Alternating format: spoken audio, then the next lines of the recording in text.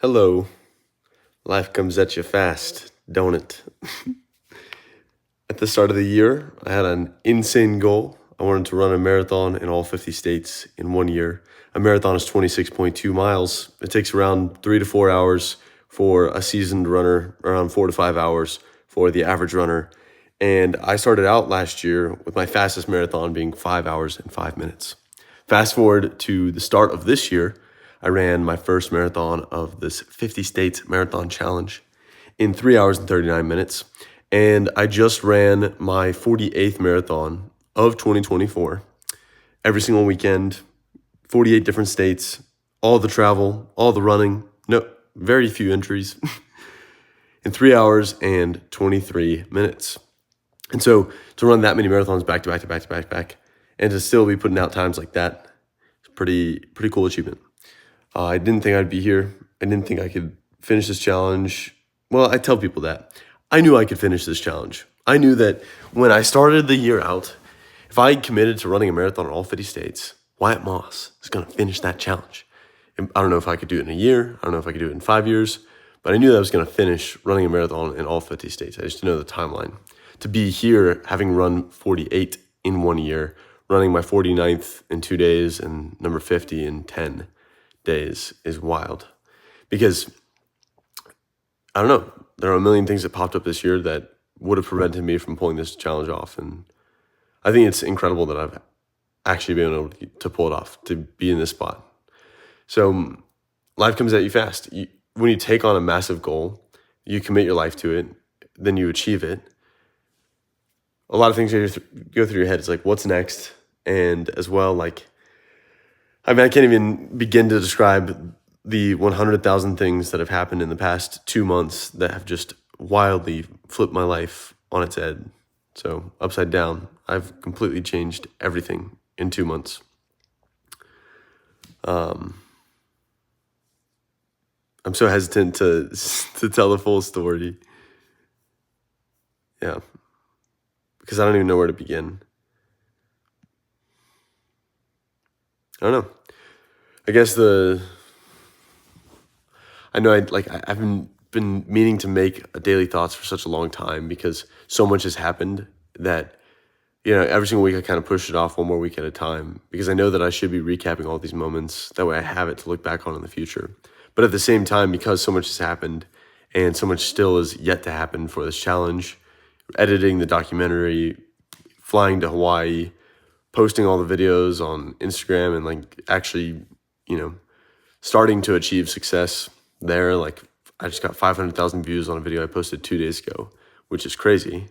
That used to be like a 1 week long thing that happened once every couple months on a video that I just did really well on. And for me to post consistent videos that are hitting those numbers is the start of a career. Because there's so much that's going through my brain, I don't know what to say or what lesson is going through my mind.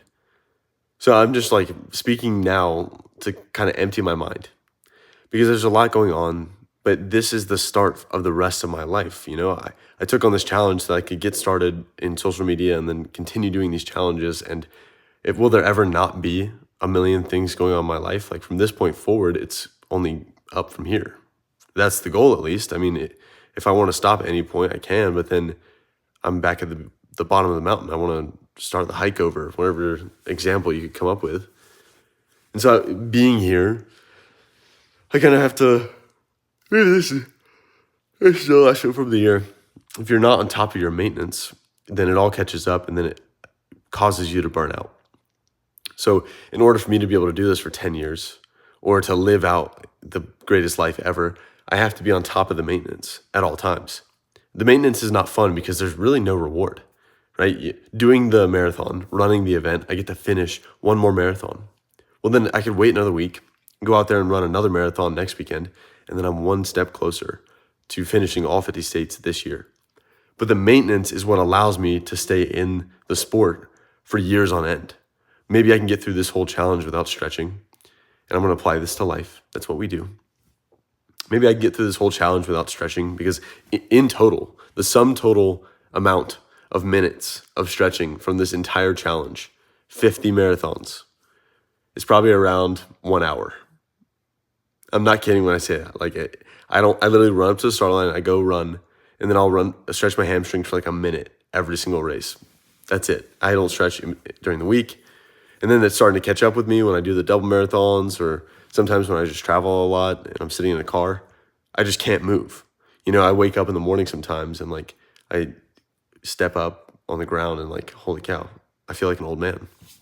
Now other days I'm fine. Like today, woke up, I was okay, but like eventually it's going to catch up with me. And so the maintenance that I'm avoiding, which is me avoiding these daily thoughts, catches up with me.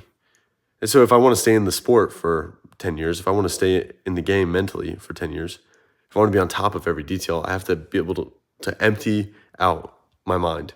I have to do the maintenance work for mentally and physically and emotionally as well, I guess. That's another category, spiritually, all these different categories. And so then like, it's cool to be in this spot.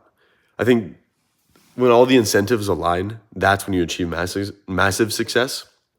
And what does that look like? Well, I have to make the money. This is the Ikigai, if you don't know what Ikigai is, Ikigai. It's a Japanese word for like your life's purpose. And when all the four categories align, you've achieved your life's purpose, and then you have the fulfillment that you desire every single day. So find something that you love doing, that you're passionate about, that you get paid from.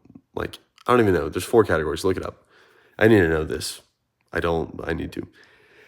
But anyways, maybe it's those 4 categories, like physically, emotionally, mentally, and spiritually. Like when those 4 things align, and then you're getting paid for the work that you want to do, that you could do for 10 years, and you have the proper maintenance steps, it's just a positive feedback loop.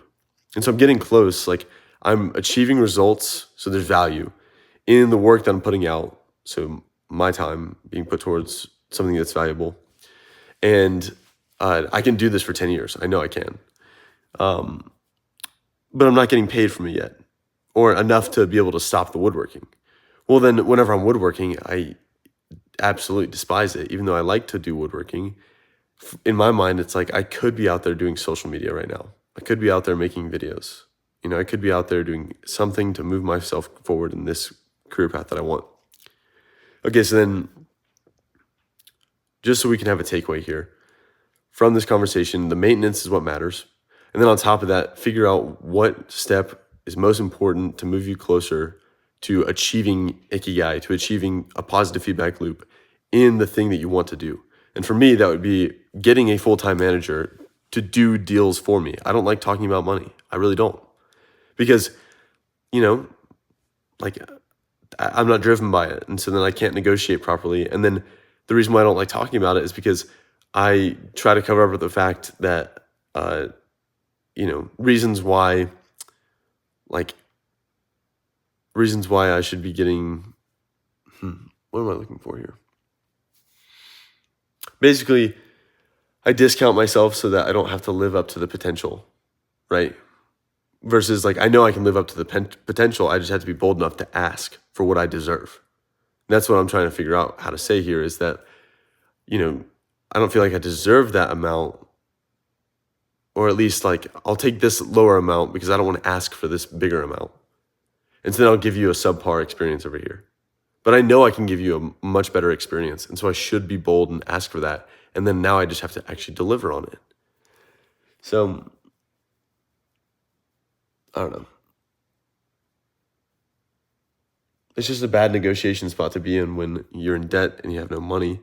And then you have opportunities and you don't want to discount the opportunity. So let's say I say a price for a sponsorship opportunity that I have, but then down the road, someone says, oh, dude, you could have charged so much more for that. Well, then I'm like, dang, I was so stupid back in the day. But on the flip side, like, it wasn't really that stupid. That was the price to pay to get me through this season.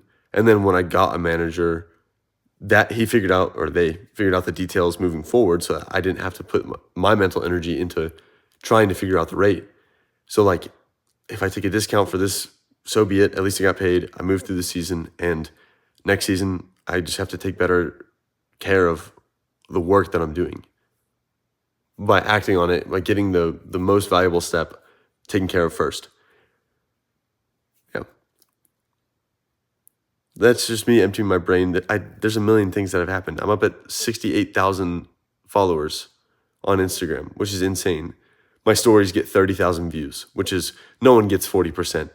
No one gets 40% of their following on story views. And I'm getting that pretty consistently. My videos, the engagement is through the roof. People love the videos I'm putting out. My phone is about to die. That's my sign to stop recording. Why not us?